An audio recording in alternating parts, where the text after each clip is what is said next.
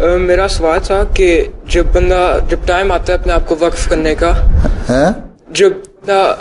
جب اپنے آپ کو وقف کرنا ہوتا ہے تو اس میں کس چیز کی جو کام کرنے کی جو لائن ہوتی ہے اس میں جا سکتے ہیں؟ جس طرح اگر آپ نے پائلٹ بننا ہے اور آپ وقفے نہ ہو تو آپ وقفے نہ ہوئے، آپ نے پائلٹ بننا ہے تو آپ پہلے پوچھیں ہیں کہ میری بہت زیادہ خواہش ہے پائلٹ بننے کی، میں صرف پائلٹ ہی بن سکتا ہوں، کچھ اور نہیں بن سکتا. جی. تو پھر آپ کو جماعت بتا دے گی، خلیفہ وقت بتا دے گا کہ آپ پائلٹ بن سکتے ہیں کہ نہیں بن سکتے.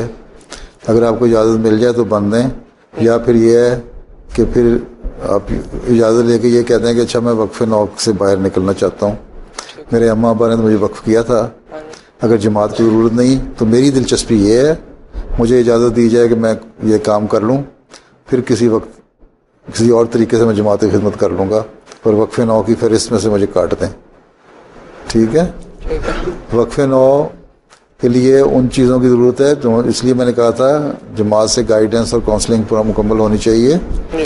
جن کی ہمیں ضرورت ہے زیادہ، ڈاکٹرز ہیں، ٹیچرز ہیں، ٹرانسلیشن کرنے زبانوں کے ماہر ہیں، انجینئرز ہیں، آرکیٹیکٹ ہیں، اور بعض شعبے ایسے ہیں، بعض دفعہ وکیلوں کی بھی ضرورت پڑتی ہے.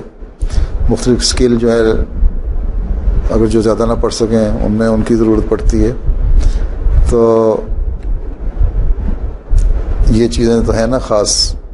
اس کے علاوہ پوچھ لو، یا کچھ وقت کے لیے بعض لوگ کہہ دیتے ہیں اچھا ہمارے یہ دلچسپی ہے، ہمیں کم از کم 2 سال 4 سال 6 سال اجازت دیں کہ ہم وہ کام کر لیں، تو ان کو اجازت مل جاتی ہے. لیکن وقف اصل یہی ہے کہ وہ چیز کرو جس کی جماعت کو ضرورت ہے. ٹھیک.